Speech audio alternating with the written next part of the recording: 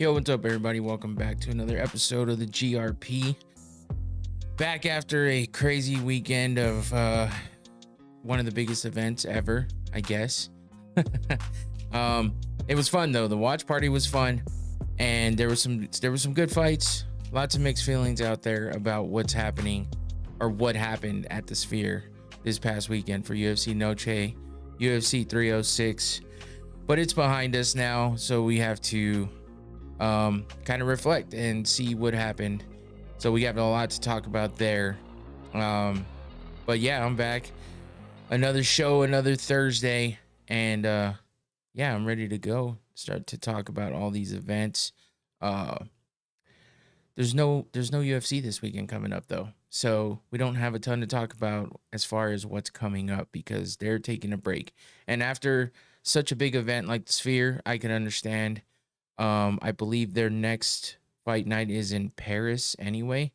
So it's going from this big crazy event that took so much energy, so much manpower, so much money to having some time off before they go, out of the country. So I guess it's valid. I guess it makes sense. But yeah. So it's just a lot of talk about what happened this past weekend with the Sphere, but it was a long event, so there's plenty to talk about. And like I said, there's a lot of mixed feelings about the event altogether, including myself. I have mixed feelings when I'm in a watch party, depending on who I'm with or who what's happening. We like to have some drinks. We like to have some fun. Usually, even with the guys from Technically and Sound, when they're on from different places in the country, we still have drinks and have fun. But when I have people in studio, especially when they've been friends of mine for a really long time, we get a little crazy. So we had some fun, and we were going a little stir crazy and getting a little drunk after being in here for 4 hours. That's how long the event was for just the main card. So you gotta think about what that event was for people that were there live from the start at 3:30 ish. Probably is when the doors open, maybe even earlier.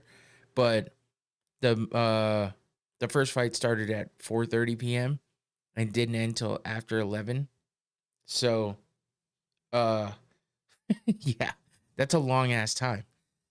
So I mean, 4 hours in here doing the watch party where we get to just walk in and out and do other things. That at least we get to do that, but sitting in here for that amount of time and the drinks are flowing and we're just playing off each other's energy. It was fun. We had a good time. We got a little crazy. I learned that my mics like to cut out when everyone's screaming loudly. Clark has a big mouth, and Josh gets very loud as well. So don't get me wrong, I get loud too, but those two guys, especially when they're together feeling the same way, yeah, they get pretty loud. So it was fun though. We had a good time, and I think I just need to play with some settings to get that to not happen so much. I feel like I could have gotten a few more good clips out of everything had the mic's not cut out so much.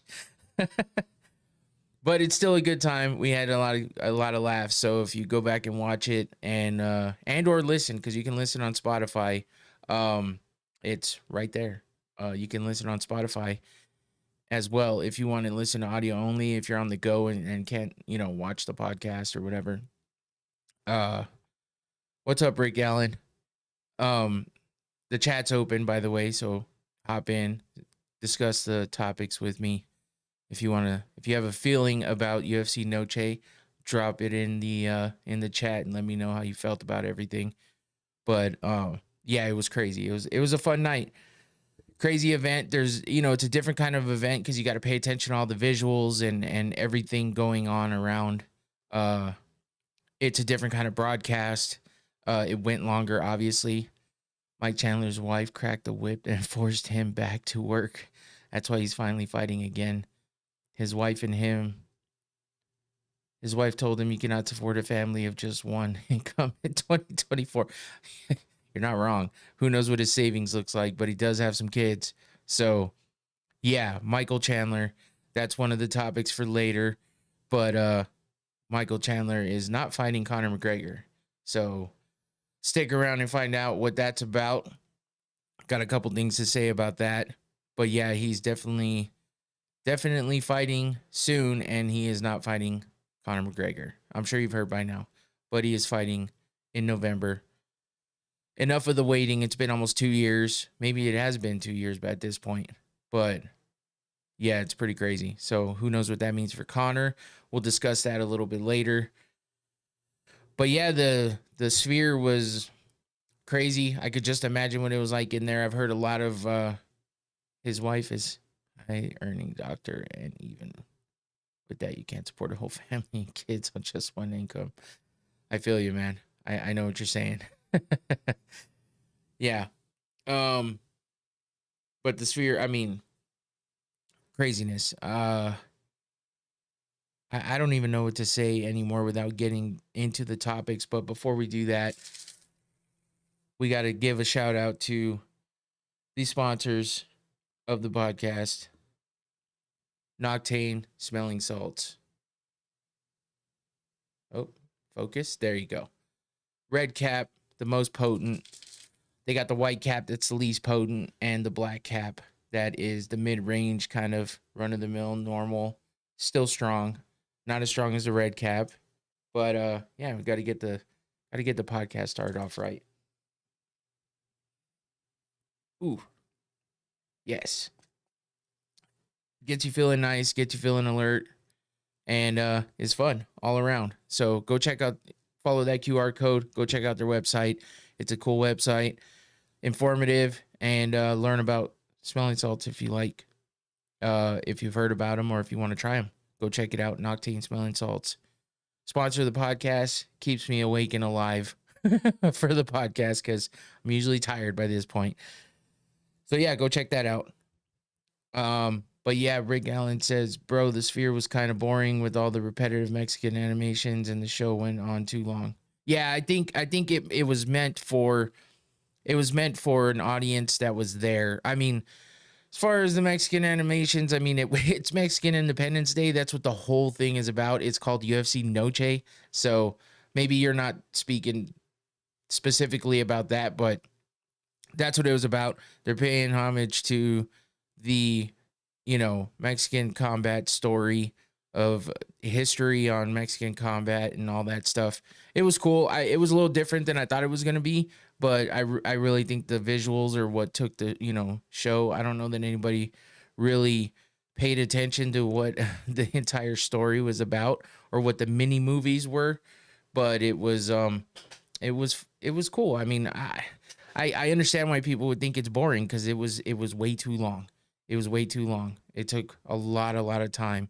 So, yeah, but one animation was enough. Yeah, I mean, what else were they going to do, though? They had to theme it. They had to theme it out. It had to be a theme. They couldn't just, I mean, I don't think anybody would be complaining if it was for the 4th of July, which is what a lot of people want. And I agree. I think it'd be dope. Yeah, so that's what I mean. Rick Allen saying, let's have better cards and better fights. We don't need all this overdone animated stuff. I agree. This doesn't have to be all the time, but I mean, if they did it, once a year, now we know what to expect. So if you don't like that kind of thing, maybe just don't watch it next time. You know what I mean? That's what I mean. I watch all of them regardless. Maybe I'm kind of ridiculous for that, but I watch all of them regardless. But yeah, I get it. It was too long, too drawn out, and the fight suffered for it, unfortunately. And we're going to get into all that soon. But I understand why people would feel that way. I understand why people are saying this or have the same feelings as Rick Allen in the chat. Do you think 309 blows? No, I don't. I don't think so. Not completely. I think it's a little underwhelming, but that's part of my point with all of this is I think that the UFC has lost the star power. Suga Sean losing, which if you don't already know, now you know that Sean O'Malley lost his title. He might say different, but he definitely lost. If you watch the fight on Saturday, you know he lost. So he was like their star that they were banking on. I think that's where it was landing right now. He's one of the main guys that is very popular with various different genres. I mean, generations of people, you know, Gen Z, Gen X, not X, but Gen, the hell am I talking about? Gen Z, everybody, like all the younger people that just got into MMA, Suga Sean's their guy. And that's who he appeals to. But, you know, he loses and that kind of takes a hit. So, yeah, I mean, I think that the star power is the problem here. I think that the UFC has lost sight of making sure that their fighters are the story, making sure that the fighters are the main objective of everything. And they got to grow those stars like they used to. They just don't have that kind of star power anymore. They don't have the Conor McGregors, the Ronda Rouseys, the Brock Lesnars. You know, John Jones is still around, but barely. You know, and he never really was like a full star like that. Not like Conor, not like Ronda. Those are the two main ones that have been here. If you watch over the past 10 years, those are two of the biggest names you would recognize. You know, Brock Lesnar was big because he has the WWE crowd behind him too. So star power is the problem. And then there's other things involved too, but I think it's just time to get into it. Let's review UFC Noche. I'm going to go through a few pictures real quick. Rick Allen, I'm sorry, you might have to relive this real fast, but I did just want to show people that may not have watched it, may not have seen it, just a quick dose of what happened, my feelings a little bit. And then we'll get into the actual fights. So let's just get started. If you're here in the chat, appreciate you. Don't forget to like and subscribe if you haven't already. Hit me up in the chat about your feelings on all this as well, or if you have something to say in rebuttal to Rick Allen, but I think he's brought up some good points so far. Let's get into it. And I'm doing things a bit different. I usually start with combat sports news. Not a whole lot going on. UFC Noche, a lot going on. So we're going to talk about that first. Here we go. So yeah, the fight happened Saturday night. Obviously, I've been talking about it for the past few minutes. But, you know, we had two title fights at the top of the card. And then the third to the last fight of the night was Brian Ortega versus Diego Lopes. And that was a highly anticipated fight. I don't think it... I think it was probably... no, I can say it was more exciting than the two main cards. I mean, the co-main and the main event were not as exciting as Ortega versus Lopes. So that's kind of crazy for being two title fights. You know, you get that sometimes. One of them being women who almost always go to decision. Nothing has really changed with that. So I think that fight was probably the worst fight of the night. Shevchenko versus Grasso, part 3. It was tough. It was tough. So, and that's what drug out the night too, you know. What would have been fantastic for this fight, this night of fights, would have been the Sphere having everything that was happening there, and then the fights being so exciting. Like, of course you can't have that happen all the time, you know. They have strategy. They have to fight in a way to further themselves in their career and get better and have a better record, and they're trying to climb the ladder to get to the title, right? Or to get the title. So but here's the thing, on a night like this, I mean, you would have wanted to have seen a lot of very short fights so they could have gotten into the spectacle of things with the Sphere and all their mini movies and all that. And, you know,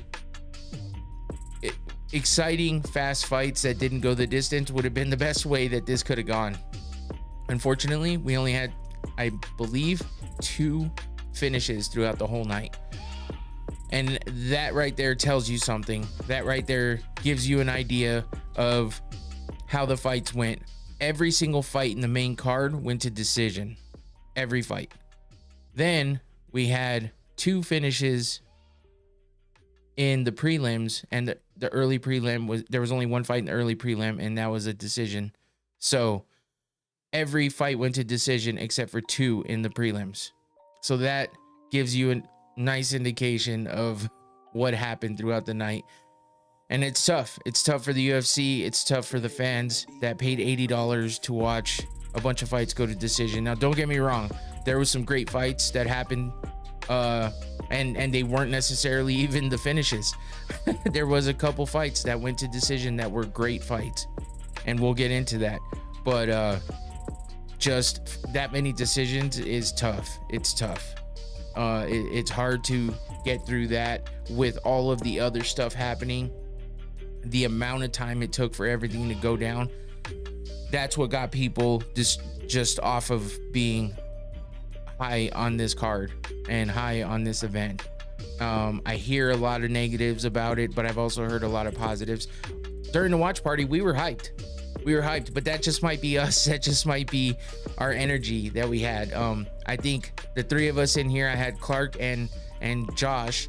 Josh is my childhood friend since 6th grade, and Clark has been my friend for many years now, and we've been pretty damn close and gone through some shit together. So I was grateful to have them in here, and when we are all on the same level of wanting to have a good time and drink, we have a good time and drink. So this was one of those nights, and I'm grateful for it because it made our night fun. So if you watch the watch party, or if you're gonna watch it, just know the fights might have been boring, but we were having fun, and we were laughing, making each other laugh, and hopefully we made everyone else laugh too. But as far as the sphere goes, obviously on the outside of the sphere, if you haven't seen it in person or in pictures, it's all over the place. I'm sure you have, but the graphics outside were insane. It's so busy, but it's so visually appealing. So I liked it. It just looks dope on the sphere. I haven't seen anything like it for what they did with the UFC, and to see something like MMA being portrayed on the sphere. Obviously they're having the event there, so of course they're going to do it, but just having that out there, showing all of that, it was badass for me. I liked that. It was cool as shit. And yeah, I mean, that's really all I can say about that. The outside had a lot going on. They also had the intros playing. From what I understand, they had the intros playing, and they also had highlights, and then they had the decisions happening on the outside of the sphere. So you may not have been able to watch the entire fight from start to finish, but you can see highlights, you can see replays, you can see announcements, you can see all this stuff. So that was pretty dope. I thought that was a good way to incorporate everything going on as far as the outside went. But here's a taste of the graphics. I mean, it doesn't even look real. You wouldn't think by looking at this up front portion of this picture that was inside the sphere, but it was. And then you're like, wait a minute, looks like it's just ginormous, and what's going on here, because this was supposed to be a fight. If you look down at the bottom, you see the cage and all the people around it. It looks tiny, but they were flying drones through inside the sphere, taking video and pictures and everything else, giving you an experience with a drone inside the sphere. So that was pretty dope, I thought. But yeah, I mean, as we move on, just the visual aspect of everything inside was insane. It came across on TV pretty well, but if you're there just to watch fights, if you're just one of those guys that is like, hey, I'm just here to watch the fights, I'm just here to see what's happening with these fights, and that's it, and you're not worried about all this, you could be like Rick Allen and be bored. And I get it, no big deal. But it is only one event. It's the first and only event of its kind, and as of right now, Dana White's staying strong on the fact that it will never happen again. So might not ever have to deal with it again. I don't think that a lot of people, I heard a lot of people saying this is like the best way to watch. Do you think Roundtree is gonna catch Alex's chin? That one's tough, man. Rick, I don't know. That one, That one's tough for me to call. I think I need to think about that one a little more, go through Roundtree's kind of career a little bit more in depth. We all know what Pereira's been doing because, you know, he's been on a tear and we've been following it. Roundtree, you got to kind of put together everything he's done. He's been a better fighter since he went to Thailand. So that one's tough for me. I think there's a slight possibility that he could do it, but I don't know, because it seems like people step into that cage against and see Alex at the other end, and it's kind of over for them. He's got an aura that you can't ignore. So those are kind of my thoughts at the moment for Roundtree versus Pereira. But getting back to Noche in the Sphere, you know, they had all these mini movies, all these different things going on. I was surprised that they got people around the cage. I didn't think that was gonna happen. I thought that it was just gonna be empty on the side of the cage that the screens were on, but that wasn't the case. I mean, there's a little more space in there than there usually is, but they had fans or VIPs probably in those areas. So that was a surprise to me. You know, moving through it all, here's kind of a side view of the cage, and you can see the crowd, kind of the seats, part of the seats, and what makes it look like a cathedral in there pretty much. Bro, the only way Roundtree wins that fight is if he dives like a little bitch to Alex's legs, Ryan Hall style. And that should be his strategy if you. Hey, you're not wrong. I feel like everyone has a puncher's chance, that especially someone that hits as hard as Roundtree. But again, a lot of people just lose that fight the second they walk in that cage and see Pereira on the other side. So I kind of feel you on that, and I can say I agree about 99% of what Rick Allen just said. So good call there.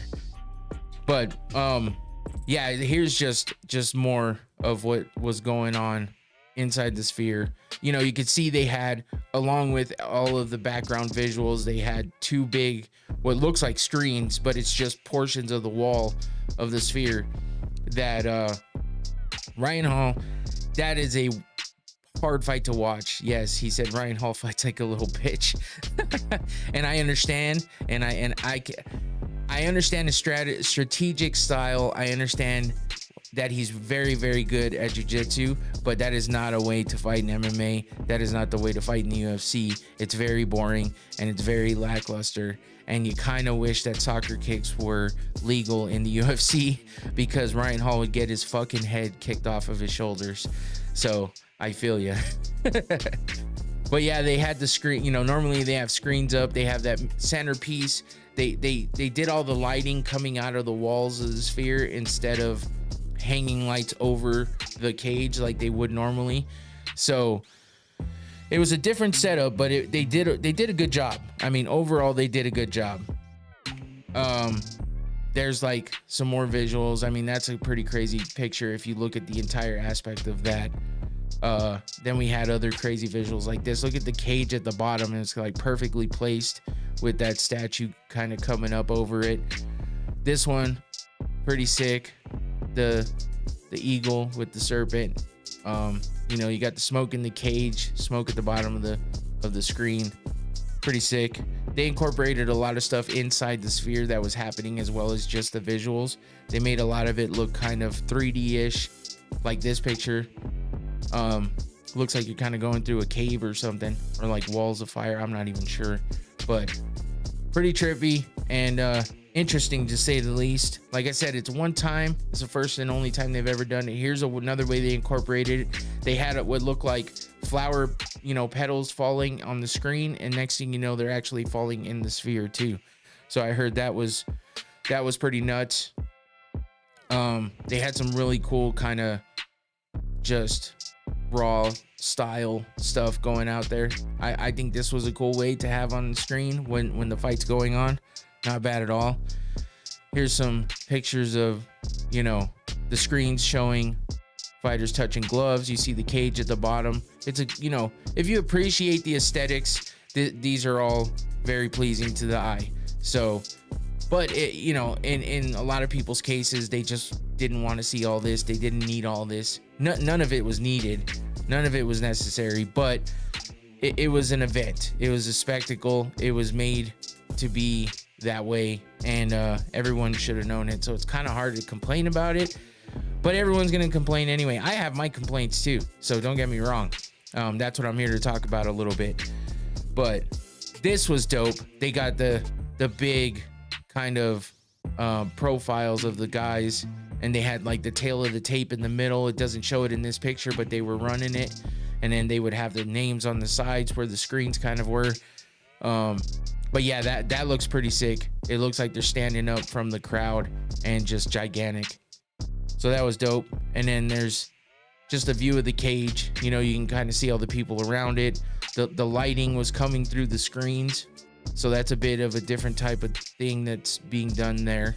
You don't have, you know, like the center kind of, you know, I don't know what they call that, like I don't even know what they call that big thing in the middle where there's usually screens all the way around.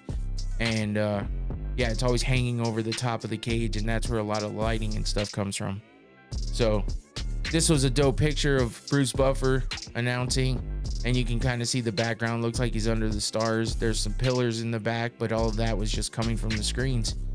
So we started the night off with Raul Rosas Jr. versus Quaylang Aori.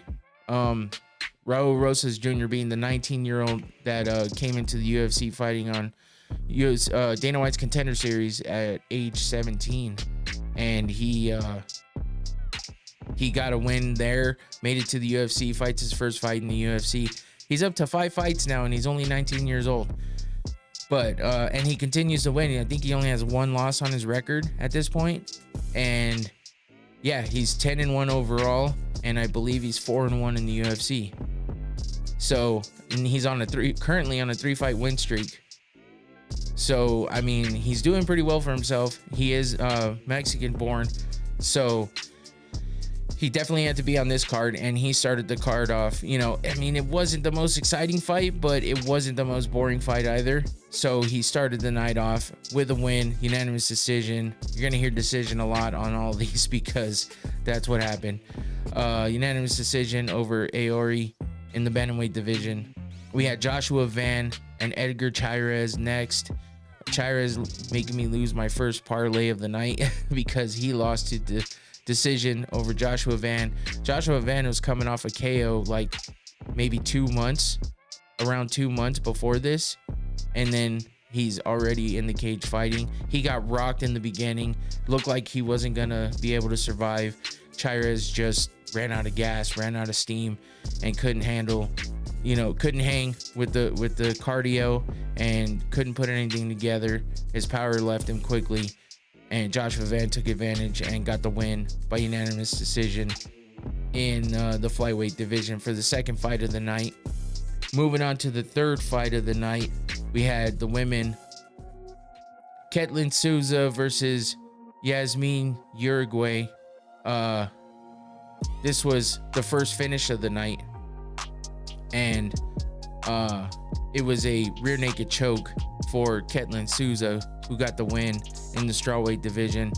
There was some good striking happening in the beginning. Souza, you know, landed some good punches, but so did Uruguay, as you see here. But Souza winds up getting the rear naked choke, and actually Uruguay, I'm sorry, what? Hold on. What am I seeing? No, that's right. Okay. I was like, wait a minute, something's wrong here. I'm looking at the wrong thing, but I'm not. Yeah, Uruguay actually put thumbs up as she had her arm extended there, and as her thumb went completely extended out, she went to sleep. So it's like her thumb was going out to say she was good, and then she went to sleep, and Souza gets the win, and, you know, gets up, walks away with the win, and Uruguay being asleep. So that was their first finish of the night, 1 of 2, and your second one comes right away, right after that. Ignacio Bahamondes versus Manuel Torres, and that last fight was a, you know, rear naked choke in the first round, and then you get another first round finish here in this fight. Ignacio Bahamondes gets the win by TKO in the first round over Manuel Torres. They were just throwing punches left and right. I mean, these guys were just in it to win it. They were there to put on a good fight, and I believe it was definitely one of the performances of the night. And they got the bonus. It was a great fight, you know, for being the fourth fight of the night. And they didn't have too much going on in between all of the stuff happening, or between all the prelims. There was none of this stuff going on. They were just changing the background scenes, but nothing too intense. They saved it all for the main card. So the prelims they were what they were. You know, we had one early prelim and 4 prelim fights. They saved all the time for the main card. But Bahamondes gets him down, ground and pound, finishes him on the ground, TKO by punches in the first round. But Ignacio Bahamondes beats Manuel Torres in the lightweight division. And that's your last finish for the night. And that's only 4 fights in. So again, lots of decisions. That's what happened. But this next fight was no lack of excitement and no lack of interest in this one, because it was Irene Aldana versus Norma Dumont. And these girls were definitely there to fight. Lots of striking and lots of damage, because Irene Aldana got pieced up by Norma Dumont. And, you know, they were kind of going back and forth at first, and it seemed like it was going to be a really close fight. But in the second round, Norma Dumont was able to bloody up Irene Aldana. Unfortunately, it started, I think she had a small cut on her forehead, or maybe her nose, and then Dumont winds up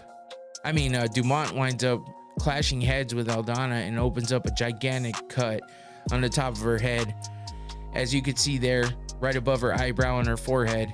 And man, the blood just started coming out. It was flowing, and it was a crazy cut, and it just continued to get worse. So this happened in the second round. They ended the second round, and you can see here how much blood is just everywhere. You know, they tied up. Dumont gets blood all over her because Aldana's just pressing forward, and you can see Aldana's still throwing punches. She's phased by all that blood, but it wasn't anything crazy. Like, she was still able to fight, but everyone was tripping because of how big that cut was. And you can see the crater in her head right here, even though it's not a close-up picture. So if you're squeamish with the blood and the crazy cuts, you might want to be aware and look away for a minute, because I got a few pictures coming up that might make you feel some type of way. So Aldana's cut happened probably middle to the late part of the second round, and they were looking at it. Here's one of the punches. You could see that cut open and just flap. That is so nasty. Clark, that fight was nasty. It definitely was. I mean, this slow-mo right here just tells a huge story of how this went down. That is so sick. What up, Clark? How you doing, bro? But that, oh my God, Clark was here for the watch party, and we were going. This fight was happening as he got here, and this was what we saw right before we started the watch party. So we were kind of tripping on how crazy this fight was. But that is so nasty. But yeah, here's a bit more. Like, she's just spitting blood. It's gross. I get it, and I know some people might be turned off by this, but you got to understand, she's a fucking warrior. She just kept going. She kept fighting all 3 rounds, got through the whole fight. She didn't win, but you can see multiple cuts. Like, there's one above her nose, right here in the inside of her nose, that big gash on her forehead that comes down through her eyebrow, another cut right here. I'm talking like, this girl got beat up, but she's a damn warrior. She stayed in there, and she kept fighting the fight, wiping all the blood away. Look how big that gash is. Holy shit. All the blood on her fingers is crazy. And then you can see here's where they're cleaning her up after the fight was over. Look how swollen her eye is. Look how crooked her nose is. I feel like she might have broke her nose. That might be a statement that's easy to make, because whole shit. But that gash is insane. We've seen a lot of big crazy cuts on the foreheads and on the eyebrows of a lot of fighters, but this one might be the worst. When he was cleaning her up, you could see that thing just opening up. I won't say what I was gonna say, but I want to see the stitches. Clark, you're about to have what you wanted, because here's a close-up from Dana White's Instagram of the cut backstage. Look at the cut on her nose, the cut on her forehead going into her eyebrow, the cut on her above her eye, near her eyelid. And here you go, Clark, get ready. Not a clear picture, but it looks like she got stitched up like a toy stuffed animal that got chewed up by a dog. That's all I can say. Her eye is swollen shut. She's got stitches from her hairline through her eyebrow to her nose. I assume there's some on that side of that eye. Crazy, so crazy. It's not a clear picture because this was her on her Instagram as well. So bad lighting, poor camera, I think. But you get the gist from how crazy that is. So yeah, there you go, Clark. You got to see. Oh, there he is. Goodness, wow. Yeah, that is some shit. I don't even know what kind of scarring. Ready for Halloween. What a dick. But you're not wrong. You're not wrong at all. She's got a built-in Halloween mask. That's fucked up. Oh shit. I'm just curious to see how that's gonna heal up. I mean, what kind of a scar? How many scars? How long of a scar? Is it all gonna be one? I don't know. But holy shit, she's a fucking warrior for getting through that and fighting through it. I mean, damn, that Mexican fighting spirit right there. She's tough as shit. So she may have lost, but she's tough. So she gets the loss to Norma Dumont in the bantamweight division. Unanimous decision there as well. It looks like almost every fight was a unanimous decision. Yes, all but one. So we'll get to that one here in a minute. But moving on to the next fight. That's going to take some time for sure. Yeah, it's going to take a lot of time for that one to heal up. Moving on, though, we got another fight that had some damage. Osbourne versus Reynaldo Rodriguez. This one was crazy because in the beginning, man, Rodriguez got fucking rocked. And we were jumping up and down because this was the first fight we saw in the watch party, and we were already feeling it and getting our drink on, and everyone was excited for the event. So we were getting into this fight, and that's the first time that we made the mics cut out because we were so damn loud.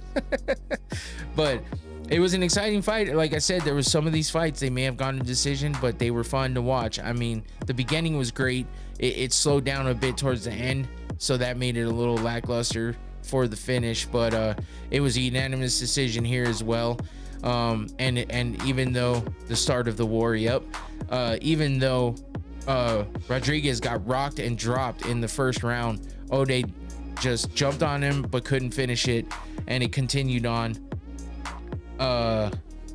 And you know, here's some ground and pound from Ode Osbourne. He was landing some of those punches, man. I'm surprised that Rodriguez was able to survive that round. And then there's another big punch landed. You could see the ref is there ready to stop it. That's how close it was. But even when he got turned around and was on the ground, Ode was throwing punches and landing.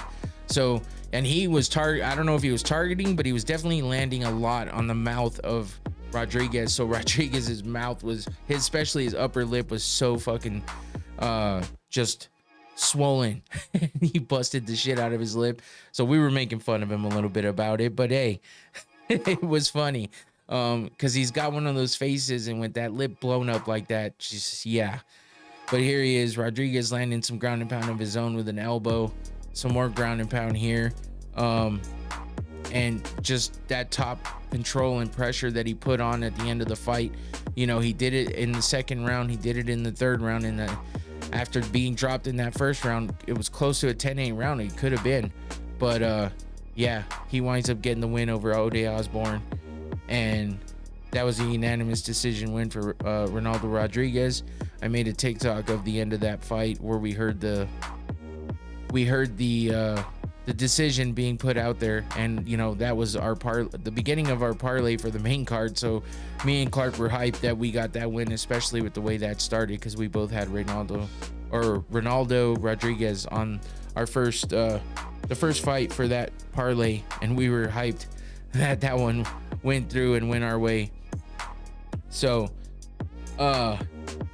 next was the only split decision of the night, Esteban Ribovics versus Daniel Zellhuber. Oops, did I oh yeah, here's a quick close-up of, we were making fun of his hat too, because his hat looks all tiny. I'm not sure what the hell's up with that hat, but look at how busted his lip is. He got hit there so many damn times. I don't know, I'm sure he couldn't even feel his lip at this point. But yeah, he couldn't talk very well either. He also doesn't speak English, so we were making jokes about it. It was funny. Go watch the watch party if you want to know what I'm talking about. But yeah, Daniel Zellhuber versus Esteban Ribovics.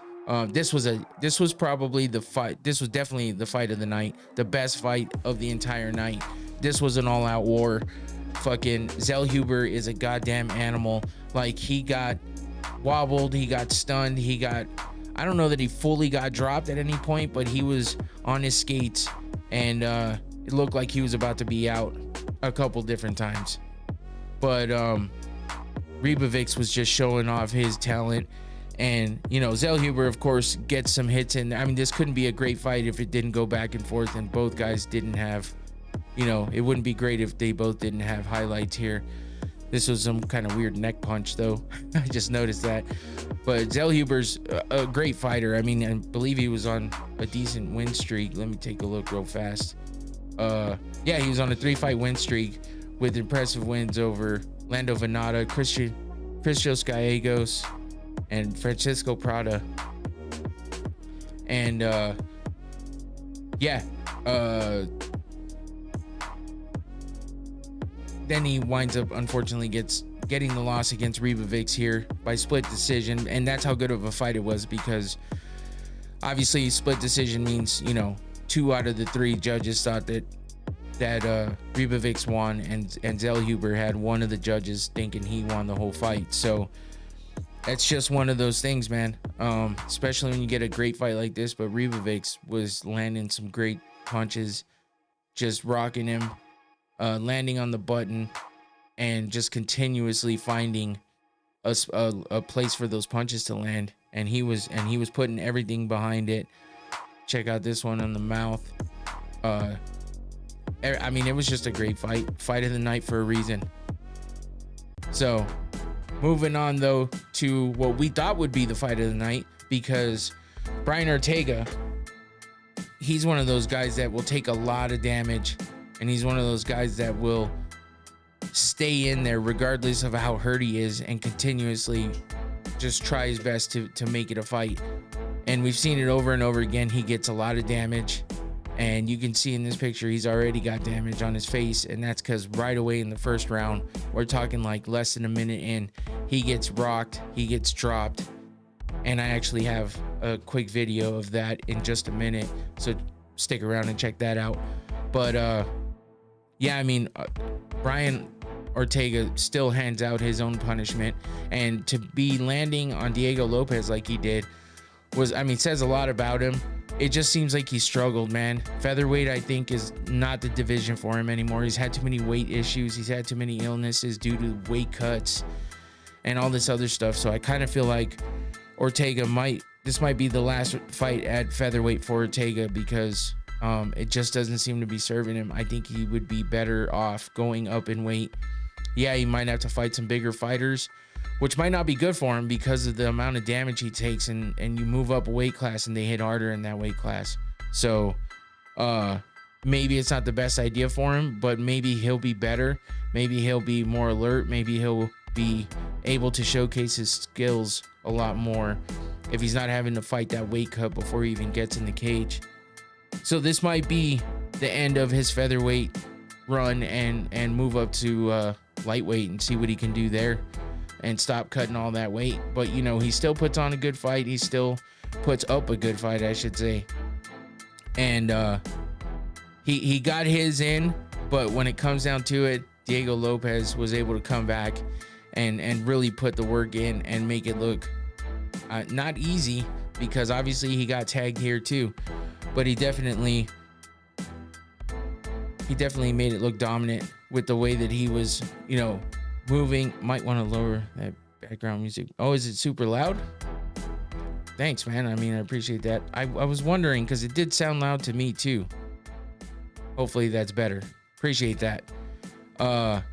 Last time I thought it was super loud and I lowered it and then you could barely hear it. So, but yeah, I mean, Diego came out ready to win, and I think he keeping Brian off the ground was kind of one of those things that I think he was looking to do. I mean, he's no slouch on the ground either, but that's where Brian really shines, is on the ground for sure. I mean, his striking isn't up to par with his submission and ground game. So, but here's a big kick from Diego, and then a big shot to the chin.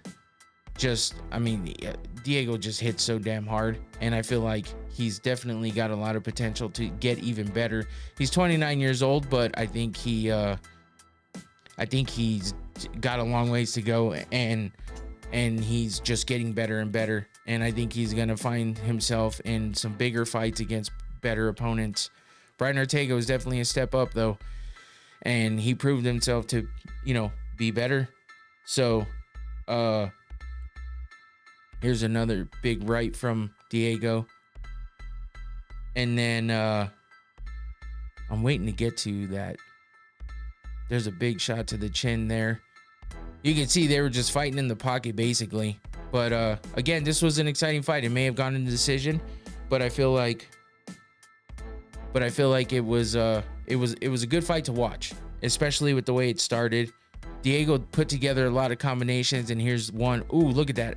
Bam. And I feel like with that big right hand that started all of this, it looked like Ortega was out, and maybe he got woken up with that left. So if Diego would have just let him drop, I feel like maybe he could have walked away with the KO right there. But holy shit, that was a crazy combo. Let's watch one more time. You could see how badly that hurt Ortega. Right on the chin, follows up with that left, and yeah, gets the knockdown there after that. I mean, that was a hell of a combination, and I feel like that if he would have just not followed up with that left, it kind of woke up Ortega. And I've seen it happen before in fights. We all have, I'm sure. If you've watched a lot of fights, I'm sure you've seen it where they're ground and pounding them. Looks like they go out. They hit him one more time. It kind of wakes them back up. And next thing you know, they're battling it out again. So Brian's one of those guys. He's got a chin. May not seem like it with how much damage he takes and how many times he gets dropped. But he definitely has a chin, and he can keep fighting. You could see the damage to his face here. I think they said something about a broken orbital. So, yeah, it's just one of those things, man. He always gets touched up. Always. And he always comes out of there with some kind of injury or looking like his face has taken a beating, because that's just how he fights, man. So, yeah, Diego Lopes with the big win by decision here over Brian Ortega. Probably one of his hardest fights yet, and he came out on top looking good. So I think there's nothing but big things coming for Diego Lopes. Moving on to what was probably the most boring fight of the night, unfortunately. Alexa Grasso versus Valentina Shevchenko. This is the third time they fought. The first fight was Grasso getting the win and taking the belt over Shevchenko, and then the second time was the draw. They fought to the draw, and you know, in that fight, Grasso just didn't seem to be the same fighter she was in the first fight, and Shevchenko was doing well until the end of the fight, basically in the 5th round. And she did something stupid like she did in the first fight with some spinning shit, winds up getting taken down and gives up her back, and that's where it kind of was over for her. She just couldn't regain position, and she just couldn't overcome you know, the dominant position that Grasso had. So, but this fight, man, I mean, Grasso was throwing some punches, but of course, of course you did. Clark was riding hard for Shevchenko. So, yeah, I mean, it's not that I was really rooting against her. It was bad for my parlay, but at the time, I think my parlay was done anyway. But I do feel like I was kind of hoping that Grasso would hold on to it. I was feeling like Shevchenko. I just kind of felt like Shevchenko was at that point where she's making stupid mistakes, and it's gonna fuck with her, and she knows she's better than that. But then when champs lose the title, and then they make a stupid mistake like she did in the last fight, I feel like a lot of times it's hard for them to bounce back, and it's a matter of how they bounce back to see what's actually gonna become of their career. You know, she bounced back. She came back and gets the title, and it was a pretty damn decisive win. I mean, I'm not sure that we can even say that Grasso won any rounds in this fight. I actually don't remember the scorecard specifically, but I mean, Grasso threw in some submissions. She tried to get everything, but you can see here just the frustration, man. That's really what it was. She got frustrated, and Shevchenko just wouldn't let her breathe. And Grasso couldn't put anything together. I mean, here's just a picture perfect double leg takedown by Shevchenko, looking like a big ass football player tackling her. But you know, she gets her on the ground, gets the position. Even if she loses it, she's you know, turning things around, and she's making her way to you know, better positions, because she made those mistakes in the past, and it seems to me like she fixed those problems, because Grasso had nothing for her. Every end of the round, it was like Grasso with her hands on her hips, just kind of looking defeated every single round. So it's hard to win a fight and keep your title when you can't seem to put anything together to defend against what Shevchenko's bringing to you. And I think Shevchenko just showed and proved why she's one of the best to ever do it in the women's division. Doubters got proven wrong, and I was one of them. She had the best defense, Clark. Yeah, for sure. She defended everything Alexa threw at her, but to be fair, Alexa didn't have much to give her. She couldn't put her boxing together. That's her strength. Her boxing to put someone on the ground, and then she takes over with her grappling and her submissions, and she just wasn't able to do it. Shevchenko had an answer for everything. So just that pressure. Clark, we talked about this on Saturday. You must have forgot what you just said in text, by the way. But yeah, I mean, the pressure that Shevchenko put on Grasso, man, it was too much for Grasso. Again, you can see the frustration. You can see she just can't do anything with it. And Shevchenko was dropping every bomb she could on her. I wish it was more exciting, but it's not like she beat the shit out of her. She just dominated her, gave her nothing to fight for, basically. So yeah, and here's the she actually threw some submissions in of her own. She tried to get that rear naked, trying to get back for, you know, she kind of had the same position that Grasso had on her when she beat her for the belt. But here's that frustration I was talking about. Every round ended this way. Every round had Grasso looking like this, looking down on the ground, hands on her hips, not knowing what to do. She just had drinks for flowing. Yeah, I know you forgot. We talked about some stuff on Saturday, and there's a text going on right now, and Josh is telling Clark about something, and Clark forgot that we already talked about that. But that's funny. That's just how you know we had fun, because we don't even remember the whole thing.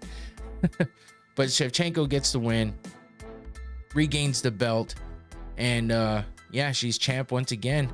So we'll see what the rest of the division has for her, because, you know, right now it's just kind of been Grasso versus Shevchenko since Grasso won the belt. You know, it was kind of a year off of of nothing for Shevchenko. They were doing the Ultimate Fighter and all that stuff, and then she comes back and wins the belt. So congrats to her on that win.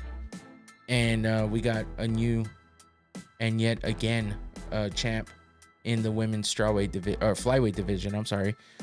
But moving on to the main event, Suga Sean O'Malley versus Merab Dvalishvili. And yeah, this was another one. I don't think this fight was as, I guess I could say, boring, but it wasn't as slow as the Shevchenko and Grasso fight. I don't know how to say it without sounding like a dick. Shevchenko and Grasso was just boring.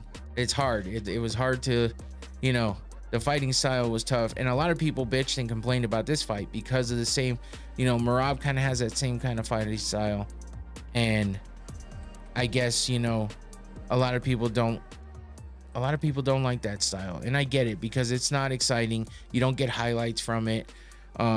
You can't get those, you know, 5-second clips of someone getting knocked the fuck out or something like that.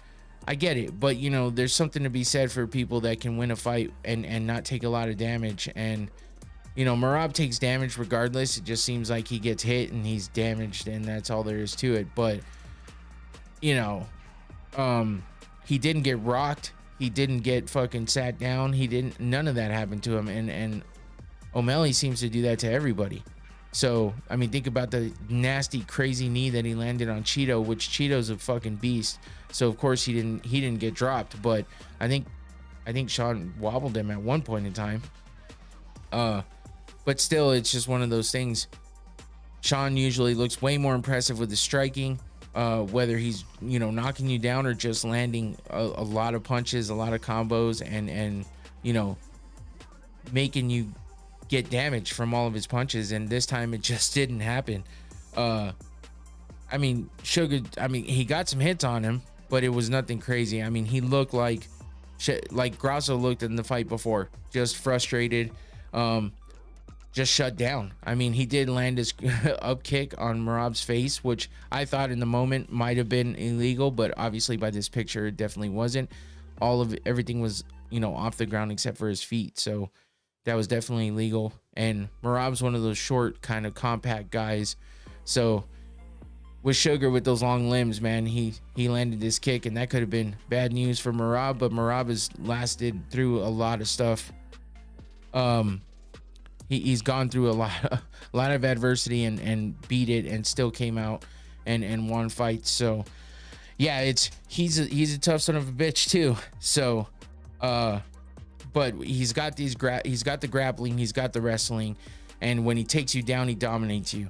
It's kind of a Khabib style, a little bit different, but his striking isn't really there. Merab's striking is not something to. Sphere was boring. I know, I understand. But I mean, Merab, he could take you down at will. And you know, this was something I was worried about with Suga Sean, because Sean he has takedown defense, but he just didn't have it in this fight. And maybe there's reasons for that, but you know, he didn't offer up any excuses. He said, you know, he lost the fight, that it is what it is. But we did find out some news after the fact, and we'll get to that here in just a minute. But yeah, Merab just was running through him, put him down at will. Like I said, running through him, literally. Merab's that short guy that if he gets in on you, it's gonna be trouble. Clark disagrees with Rick. He said Sphere was dope and it's only gonna get better. That's if they ever do it again. But Merab got Sean down, put him against the cage, you know, tried some submissions. I don't think he was ever really close on getting any of those submissions locked in, but he definitely tried, and Sean didn't defend very well at all. But you know, Merab did get some punches in there. You know, you see this one here up against the cage. That's really where he needs to take advantage of his striking, is when he's got someone up against a cage like that. That's kind of what Khabib used to do, and that's where he had success. Dropped some ground and pound here, and Sugar was just frustrated, just like Grasso. I mean, it's almost the exact same pose. if he was just looking down, it would almost be the exact same picture. But they're not. Rick said they're not doing it again. I mean, you never know with Dana White. He says a lot of things. It's just a matter of what he decides to do. That was a lot of money though, so I don't know. Looked like a lot to do.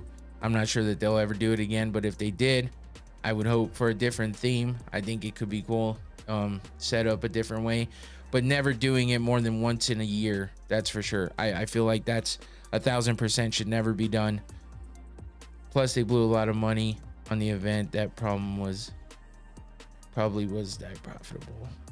Dana's saying it's sold out when it wasn't sold out. Yeah, I mean, they said they made 22 million on the gate. That would make them break even, maybe. But yeah, like I said, the money too, yeah, for sure was a problem. So Suga being frustrated, you could tell right away that he knew that it was over.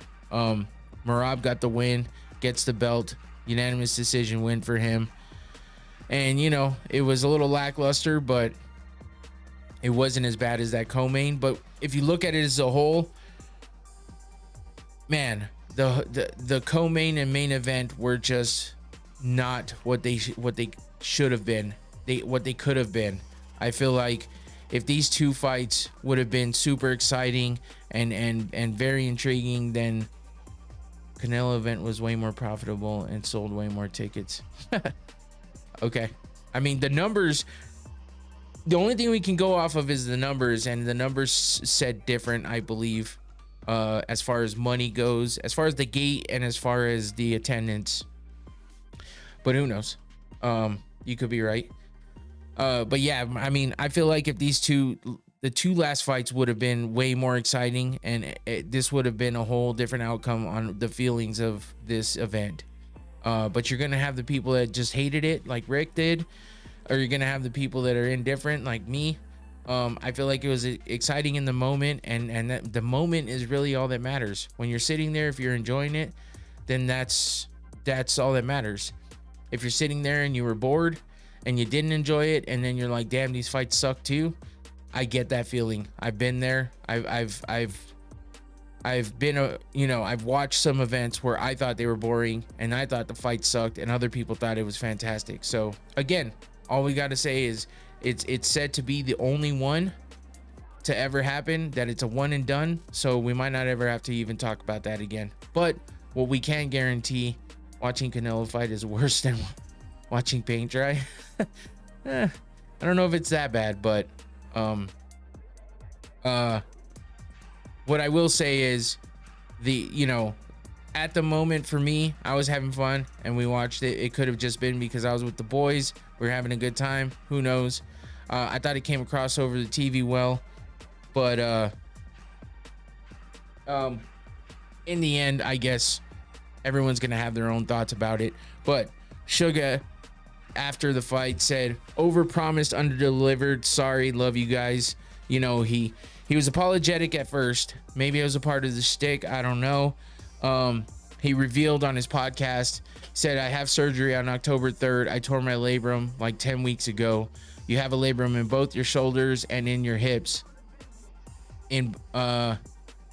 I tore my left labrum in my hip, so I've got to get surgery. That's the only reason I'm going to be out for so long. The surgery should only take 2 months to come back from, and then it will take a couple of months of recovery.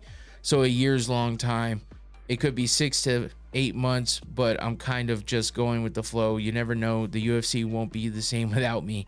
So initially he said he's going to be out a year, and then he kind of came back on it a little bit and said, 7 to 8 months, but he's going to be gone for a while because he's got to have that surgery, and it's not happening till October 3rd. So he's going to be out a bit because that surgery is going to keep him away for a little while with an injury like that. And you can call it an excuse or whatever, but if he did do it 10 weeks ago, I mean, I saw things about him getting, shots to help with it and stuff like that. But whatever, the 17 million gate for Alvarez Berlanga compares to what UFC said was 22 mil for its card and at the Sphere, but UFC spent way more than Canelo on the event. Yeah, I mean, I get that, but I mean, that's profit, right? We're talking profit as opposed to the outright numbers of attendance plus what the gate made. If you just look at those numbers, that's all I'm talking about. The numbers that were reported meant, you know, I mean, who knows? I didn't pay much attention to the Canelo event, honestly. So, I can't really speak on it much, but you know, I didn't hear a lot of people saying they were watching Canelo over the UFC event. So, but I mean, all events are going to get what they get, or the organizations are going to say what they say about it. I know profit matters, yeah, obviously, but I'm just saying with the reported shit, I don't know. I don't even care, honestly. You know what? I don't even care. That's the thing. I don't care. Like, I'm not going to pay attention to the boxing fights, because unless it's like this weekend where there's no UFC, I'm not going to watch boxing. I'm probably not even going to watch this weekend. I'm going to be busy. I'll be celebrating a friend's yeah, no, I get the business 101. Yeah, it's fine. I understand. I'm not opposing that whatsoever. I'm just saying the reported numbers. That's what I'm saying. The profit is a different story. That's for them to figure out. It's not my profit, so I don't give a shit. And in the end, who really gives a shit? Anybody that's just gonna talk about the fights, you know, you can talk about the profit all you want. It doesn't benefit any of us. So that's just my thought on it, and it's fine. I appreciate the thought behind it, Rick. You know, and I understand what you're saying, 100%. So, but with O'Malley, he's gonna be out for a while. So he says, we'll see. He did come back hard today and last night, saying, "I won the first, third, and fifth. All you dorks go rewatch that fight." Okay. He said, "I won the first, third, and fifth. All you dorks go rewatch that fight." So here we go again. Sugar with the same shit, the same spiel that he always throws out there when he loses, right? He lost to Chito Vera, says it wasn't a loss because he hurt himself, but he got finished. You know what I mean? Like, he couldn't get up. It happened during the fight, and you know, it was considered a TKO. No one even questioned that. Yeah, of course everyone can say, hey, you know, he got hurt, so we don't ever really know, blah blah blah blah blah. But the problem is just like, you know, just like the thought of worrying about the profit. Like, who gives a shit when we're watching the fight? And the fight is what matters. And in the fight, you see somebody gets hurt, they get pounced on and finished because they can't stand back up. It's a TKO.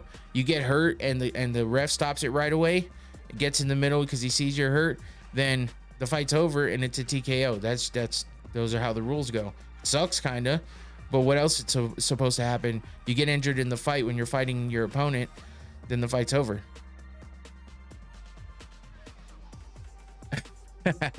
Shows how much you know. You don't even know football. But anyway, hey, whatever. It's funny. But yeah, so I mean, and now he's saying he won the first, third, and fifth. Okay, but you lost, Sugar. That's all there is to it. You lost. There's not much more to say, and you lost in a way that nobody could even doubt it. You can rewatch that fight 1,000 times, and you're still gonna say you lost. You see it all over your face at the end of the fight. You see it. Your coach's tone of voice says it all, and yeah. I hate to tell you, but you lost, Sugar, and I'm sorry, but he's gonna stick to this too. No, it's not Denver either. I'll just let you keep guessing. This shit's funny. But yeah, I mean, it is what it is. It's over. Sugar lost, and he's gonna continue to say, you know, he made a video showing him putting the belt, saying his goodbyes to the belt, even though we all know they keep their belts. They don't have to give them up. But and then the next day he's making another video of it's all for the social media. It's all for the, you know, and it's all for the show. And that Sugar, it's the Sugar show. You know, I actually had somebody tell me, hey, I heard that Sugar got the decision overturned and he won. I'm like, no, that's the Sugar show. Like, that's his thing. He'll always say that. He'll just say that it's the Sugar State Athletic Commission overturns the ruling and says that he won, just so he can say he won. It's a funny thing he does. It's what he does. You have to know it to know. But yeah, he definitely isn't getting it overturned and didn't get it overturned. So that's it for that. That's it for the Sphere.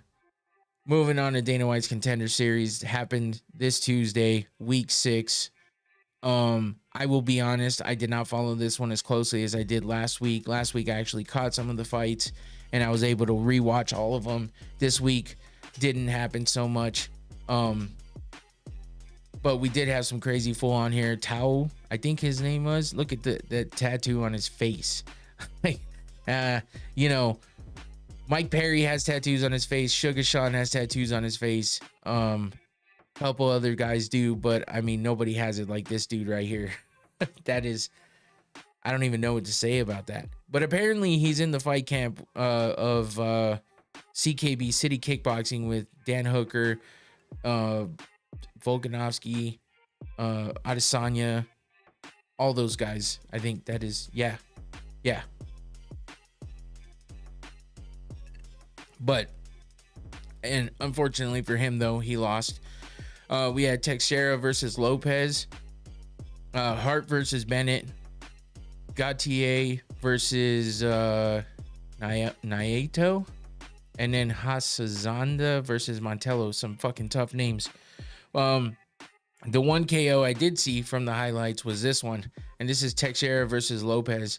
Teixeira is a big motherfucker in the heavyweight division.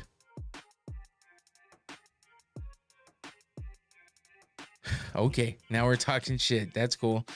You're here, so I mean, you must like channels that aren't, whatever.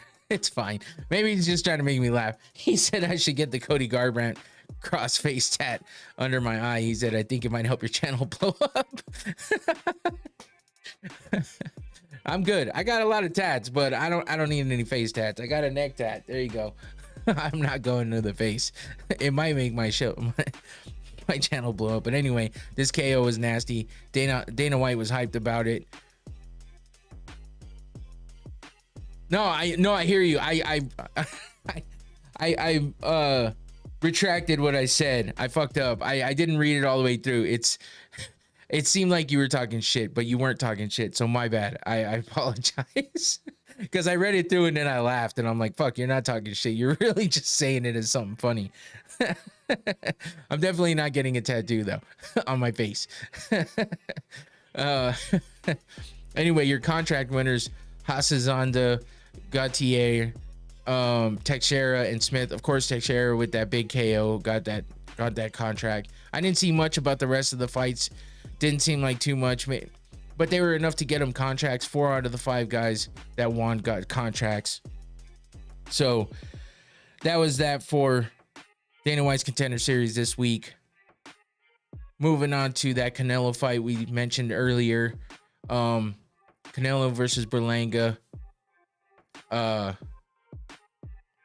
I didn't watch this. Obviously, I was watching the UFC Noche card.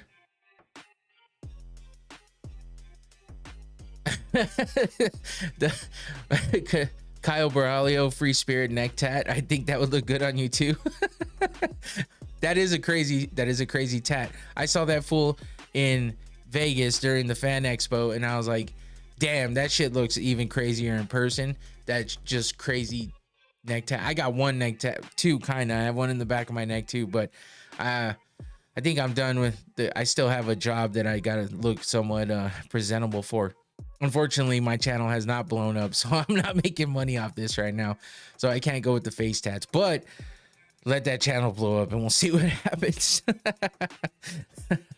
The Borralho tattoo, that's a no too. I don't know that I want to sit through that either. That's a lot of work. But Canelo versus Berlanga. You know, Canelo was a gigantic favorite. Everybody will come watch Canelo no matter what because it's Canelo. He's just popular like that. Happening on the Mexican Independence Day. That's when he usually fights. I think last year was one of the only years he hasn't fought on this weekend. But, I mean, he had a pretty dope walkout. Look at all the belts in the back. That shit was sick. Maybe it's just a great picture, but, I mean, that looks pretty dope for a walkout. And boxing's crazy with the belts. It's like there's so many organizations and so many different who even knows? I don't know. But yeah, Berlanga did land on him a couple times actually. I saw this left. I saw a couple highlights of him landing a couple other shots. He did some crazy headbutt thing though after one of the rounds, and fucking Canelo went after him and landed a clean shot on him. After that, I was not able to find anything on that. I couldn't find a video or anything like without having to try to watch the whole fight. So, but that did happen. But Canelo did work. That's what everybody expected, being that big of a favorite. And Canelo being the legend that he is. Berlanga was undefeated, I believe. And Canelo handed him his first loss. It looks like it went 120-107. So it says shutout. So Canelo won every fucking round. That's why he was probably, I think he was like a plus 2,000 plus, I don't know. It was a crazy line on that. There's a big punch followed through there. Berlanga getting hit. Canelo gets a knockdown. But it goes to a decision, and of course, unanimous decision for Canelo with that one. So that was that event. We got some more boxing coming up this weekend. Wembley Stadium, another Riyadh season card. We got Anthony Joshua versus Daniel Dubois. That's happening this weekend. Saturday. I don't know what time it's happening here, but it looks like they're starting at shit, I can't even find the time. Oh, main event walks at 11 p.m. UK time. Oh, so at 6 p.m. Eastern. So it's gonna be about like midday on the West Coast, I guess. Pacific time. I don't know. But yeah. And it says it's already sold out. Regular host of NFL London matches. Oh, okay, they're just talking about the stadium. But yeah, so this is for Dubois' IBF heavyweight title. So just one of the many titles. So it looks like Joshua's trying to beat Dubois for, how about one of those Dan Hooker tats, bro? Dan Hooker's got some sick tats now, though. That fool got crazy tatted up since, and not even in that long a time. So yeah, he definitely has some crazy tats. A lot of his shit's like on his stomach and back though, and I'm not unless I get to his fucking size, that ain't happening either. But yeah, Anthony Joshua versus Daniel Dubois, pretty decent fight happening this weekend for boxing. That seems to be the biggest and only event happening this weekend for the most part. I didn't see much else that's really worth going over either. But let's move on to what Rick Allen was talking about earlier. Chandler versus Oliveira. So Chandler finally said, fuck it, I'm not waiting for Conor anymore. And he just decided to go ahead and take a fight with Charles Oliveira, which this is the second fight they've had. I mean, so we've seen it already once. Oliveira beat Chandler the first time. So I don't know what kind of a difference we're going to get out of this, but yeah, it's a fight now, and it's happening November 16th in New York on that same card. Since he's a midget, you think you could take him? Dude, I think Mighty Mouse is way too talented for a lot of people, and he's so goddamn small that I'm not sure if I could take him in a fight, because it doesn't matter how big you are. The bigger you are, the goofier you are, and unless you're well trained. I mean, but even look at Tyson Fury. That fool looks like he has no like balance. He looks so goofy, but he could beat the hell out of anybody. But I've seen Mighty Mouse take people out that are way bigger than him in like just wrestling and grappling. So yeah, I probably couldn't beat Mighty Mouse. I'm okay with saying that out loud. Am I a heavyweight? Yeah, I'd be a heavyweight for sure. I'm not too tall, so it'd be a short heavyweight. But yeah, so we got Oliveira taking on Chandler in New York on that John Jones versus Stipe Miocic fight, which I should have put something up here for that too. But I mean, we kind of knew that fight was happening, right? And because everyone's been bitching about it, like that's all Dana White could talk about is John Jones and how great he is, and the fact that no matter what anybody says or wants, he's definitely getting the fight against Miocic next. That's the next fight. So I mean, what are we talking about here? They officially announced it. Okay, so now it's official. Happening in New York, November 16th. John Jones versus Stipe, and on that card as well, Oliveira versus Chandler. And now Conor's nowhere to be found. Mark Hunt, maybe you versus Mark. Maybe now that Mark Hunt isn't so much of a fucking animal like he used to be. But I still think, yeah, listen, I'm not trained like these guys. I'm realistic. I've had my fights in my day, but I'm definitely not up to par of any UFC fighter or active MMA fighter. So, I mean, your suggestions are funny, but I'm realistic, and I know that I'm not even trying to fight those guys unless I absolutely had to. But yes, I think if I had to fight anybody, Mark Hunt would probably be a good matchup as far as size and stuff. So, plus I'm older. What the fuck? I haven't even, yeah, I mean, I used to do some boxing for a little while. That was about it. But yeah. And then, so Conor is like, maybe this is why Conor's not fighting, because he can't get his shit together. Check out the teeth grinding, the tongue movement, the jaw movement, the restlessness. Like he looks creepy. He looks like a goddamn serial killer. I mean, bro, back off the powder, okay? Back off the powder, because it's being a little bit too obvious. And yeah, he just can't seem to get it together. So I think he needs to take a step back and damn, I don't have that sound here. Oh, there it is. Get your fucking shit together, my God. There you go, Conor. Just do that, because he's not fighting now, and we don't even know why. So here's that 309 card. John Jones versus Stipe Miocic. Charles Oliveira versus Michael Chandler. Bo Nickel versus Paul Craig. That should be a damn good fight. Natalia Silva versus Viviane Araújo. And then Anthony Smith versus Dominic Reyes. So, you know, the last two fights, maybe not so much. I mean, Anthony Smith and Dominic Reyes have potential, but I don't know that that's one of those crazy fights that we're, you know, looking forward to. Natalia Silva and Araújo, that's a toss-up.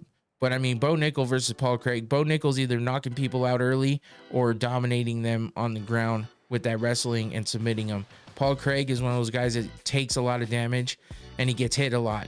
So if Bo Nickel is on that same trajectory he was on before, working on his striking and getting better by the minute and getting better by the fight, then I mean, we've seen him KO people, we've seen him submit people quickly in both aspects, and seen him dominate people on the ground with the wrestling and everything else and grappling and stuff. So I mean, this is probably bad news for Paul Craig. I hate to say it, because Paul Craig is a great fighter, but he just folds when it comes to that higher level competition. And Bo Nickel is definitely there, 6-0. But I mean, we've seen what he can do. And for all those that like to call out fraud checks, that hasn't happened to him yet. So I think that we're just going to keep seeing bigger things for Bo Nickel as he climbs the ladder. Charles Oliveira versus Michael Chandler. We've seen it before, but it definitely has potential to be a great fight, because Chandler will stand and bang no matter how stupid it is for him in his career. He will stand and he will throw. And Charles Oliveira is that guy too. So this could be definitely a fantastic fight, and probably the fight of the night. And then John Jones versus Stipe. Well, we saw John Jones just run through Cyril Gane in his first heavyweight fight. So will he do the same to Stipe, who's considered the GOAT of the heavyweight division for the longest time? He hasn't fought in almost 4 years. Maybe it has been 4 years at this point. Or hasn't won in 4 years, hasn't fought in almost that amount of time too. Something like that. But John Jones has been out with the injury over a year now, almost 2 years. So yeah, we'll see what this one has to come. But this is what's happening in November on the 16th, Madison Square Garden. And that's it. That does it for me. Like I said, there was a lot to talk about, but I got through it fairly quick, and I was able to have some conversation in the chat. So I appreciate you guys in the chat. Ray Gallen, sorry for misconstruing what you said. It seemed like shit talking at first, but then I left. So you made me laugh. So it's all good. But yeah, no, I always appreciate the banner in the chat.